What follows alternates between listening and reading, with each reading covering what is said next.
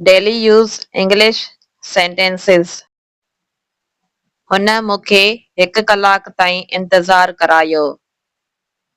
He kept me waiting for an hour.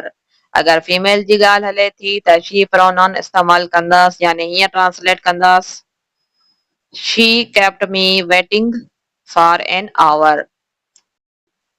तव्हांखे कॾहिं बि ख़बर नाहे त मुस्तक़बिल में छा थींदो. या तव्हां हिन जुमिले खे ईअं बि चई सघो था सिंधी में, तव्हांखे बिल्कुल बि ख़बर नाहे त मुस्तक़बिल में छा थींदो. You never know what will happen in the future. तव्हां हिन जुमिले खे हीअं बि ट्रांसलेट करे सघो था. You never know what the future holds. मां मुस्बत रहण जी पूरी कोशिश करे रहियो आहियां. ऐं फीमेल हीअं चवंदी, मां मुस्बत रहण जी पूरी कोशिश करे रही आहियां.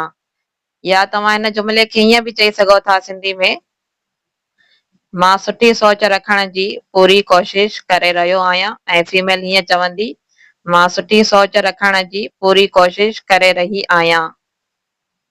I am trying my best to stay positive. चवण में आसान आहे, करण में न. It is easier said than done.